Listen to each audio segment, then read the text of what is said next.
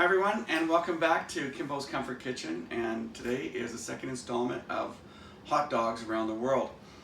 But it's also a special one for me because recently a very good friend of mine passed away by the name of Ray Sewell, who used to be the chef for the Grateful Dead. And he was a good friend of mine for many years. And this is sort of a testament to him.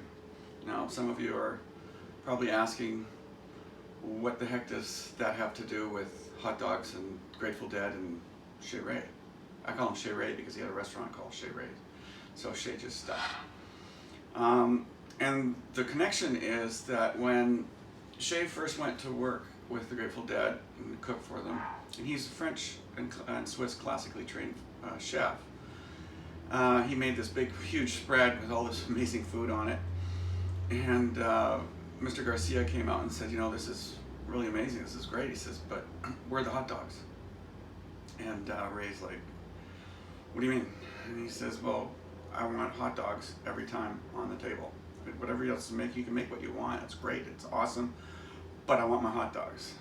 So Ray, Chez Ray, from that point on, always had hot dogs on the table. And first, it wasn't really a big deal, but as time went on, of course, he was being Chez and being creative, he's always coming up with different ways of making hot dogs. Whether it be with beef, pork, chicken, you name it, different types of buns, different toppings. We all know how many iterations there are of hot dogs, which is why I'm doing this series in the first place. But one time we were together, we came up with a dog of our own, which I'm going to share with you today, and I'm calling it the Chez Ray dog in honor of him. It's quite simple, as you'll see as I'm making it, and you can get the full recipe on my website. So, Chez, here's to you. You're always going to be in my heart. I love you, buddy. I miss you terribly. You're a great man. All right, let's get going.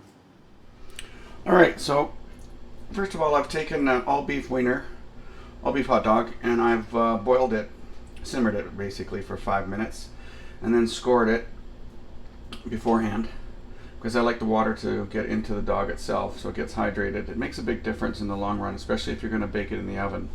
Now once I've done that, I'm going to take this bacon, which is double smoked, thick bacon, and I'm going to wrap this. And I've par-cooked the bacon ahead of time because I want it to crisp up. I don't want to be too dry, too crispy, but I also don't want to dry out the hot dog. So that's what we're going to end up with there. And now you take that, put that on a wire rack. Nice thing about this is that you can do this with, of course, with a dozen or so if you want to do it for a party or whatever. It makes it really easy. Alright, so this is going to go in the oven for 15 minutes and we'll be right back. Okay, so my timer's up. Always use a timer. And I'm going to pull my wiener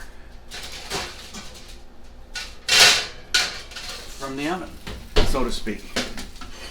Yeah, no jokes, okay? So here's what we've got now.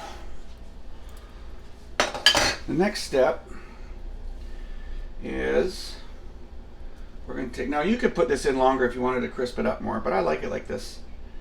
But the next step is we're going to put this into a beautiful brioche bun with a sprinkle. I'm going to put applewood smoked Gouda on the sides of the bun. Like that. So it looks, isn't that cute? Sitting there all nestled in like a little bed. The dog looks so cute. I'm going to take that, I'm going to throw that in the oven, and I'm going to melt it for about 5 minutes. Okay? Alrighty then. It's time to collect our dog out of the oven. The cheese is now melted nicely on this beautiful bun. There we go. And so let me put this away. And now we're just going to put the garnish on. I've got here, which is a Danish called steak Sinop or mustard. That's my timer. That was for the cheese. I pulled it out. I did 4 minutes in the oven. So anyway, that's I'm using. It's basically a deli mustard, fairly strong, not overly powering. But it's always, everybody has their own preferences. But I like a good, fairly strong deli mustard. And I'm also going to use my Danish remoulade, which you can get the recipe for how to make this on my website. It's not complicated, it's pretty straightforward. And now I'm using sweet Vidalia onions finely chopped to give a bit of a crispy contrast to it. And that's it. Some people might want to put crispy onions on and a few other things like that, but Shay and I always talked about the fact that we like to keep things relatively simple. Let's see if I can bring that up so you can see that. Now that is a hot dog. Chez Ray, I love you, and I hope this goes with your palate. All right, I know it does. All right, ciao.